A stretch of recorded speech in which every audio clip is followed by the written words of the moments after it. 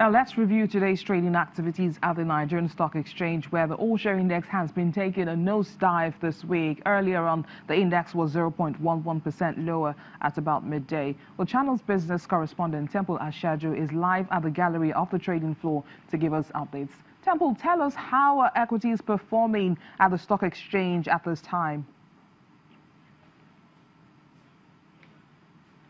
Thank you so much, BC. Right now, like you said, the market is really negative. As we speak, the all-share index has crashed to a 34,000 psychological line, standing currently at 34,994.56.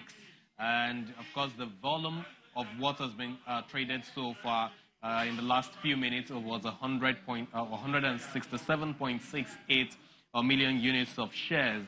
Market activity level has risen about 20% in terms of volume. When it comes to value, it has also risen about 35%, and that has also happened or taken place in more than 2,000 deals.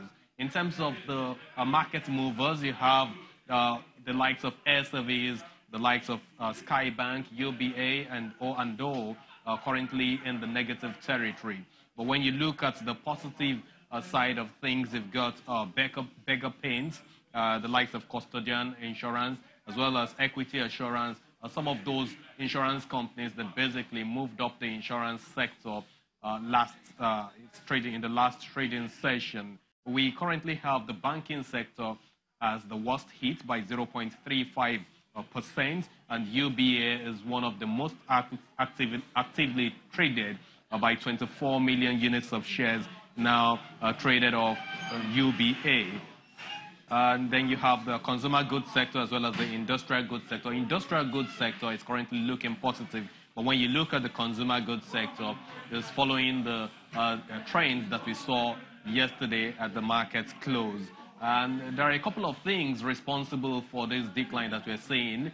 There are external and internal factors, and some of them are not far-fetched. Globally, we know that there's the trade tensions between the United States of America and, of course, China. And when you look at crude oil price, which is beginning to also trend lower, that is also impacting the market. And these are sort of things that offshore investors are also reacting to.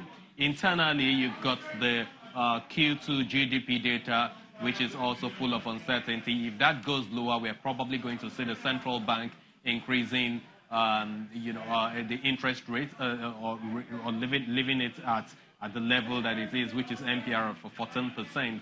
But it's not too sure. A whole lot of uncertainties left, right, and center that we have. We also have the political tension and, of course, the exit of these offshore investors. If the GDP numbers come in lower, analysts believe that it could also have its own impact on unemployment rates. And unemployment rates, if it becomes higher, that will change a whole lot of things. These are sort of things that investors, domestic and offshore investors, basically are reacting to right now in the market. Back to you. Well, thanks, Temple, for those updates. Temple Ashaju, Channel's business correspondent, reaching us live from the floor of the Nigerian Stock Exchange. Now, as we wrap up the program, carpet weaving remains a much-treasured tradition in Algeria, and visitors to the various local markets are sure to find a range of skillfully made carpets on sale at very reasonable prices. But many of the carpet weavers are unhappy about the low turnout of tourists for this year's Amazigh Carpet Festival. In the Algerian village of Ait Hicham, east of the capital Algiers, the pride of many villagers comes from the working of their fingers. Working the way their ancestors taught them, it could take a carpet weaver up to 1 month of working in full force to make just one carpet. The result is a colorful and intricate wool mosaic.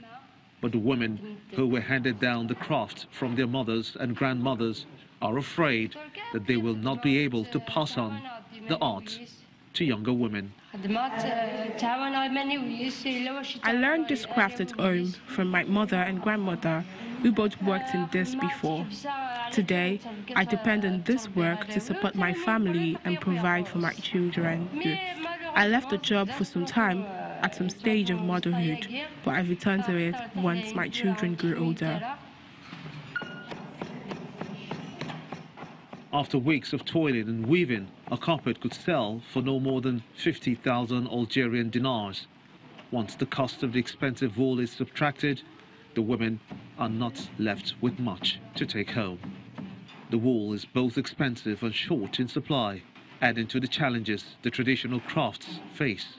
A scarcity of tourists also means less business for the carpet makers, but all of these obstacles are not deterring the village women, who are hopeful that the Eid Hisham carpet exhibition would boost tourism attraction.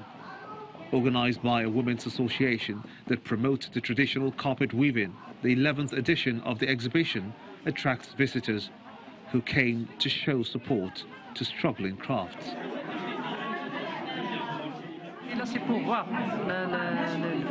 We need help, we need raw material, and we need to attract girls back into this industry. But unfortunately, this type of weaving no longer pays off. If the revenue was good, girls would certainly consider it, but it is very little, unfortunately. Eid Hisham was once home to one of the most renowned schools of weaving in the region. The school opened its doors in 1892, but it shut down some 2 decades ago, as less women took interest in weaving. For the weavers. Well, just before we go, let's bring you some company news from South Africa, where lender Standard Bank's first half profits rose by 5%, boosted by a strong showing from its businesses outside its home market. Headline earnings per share came in at 794 cents in the 6 months ended June, compared with 756 cents a year earlier. Non-interest revenue or income from transaction fees rose 8% to 22 billion rand, which is $1.53 billion, while net interest income edged up 1.3% to 29.1 billion rand. And that's where we end today's program. Thank you for watching. I am BC Adebayo.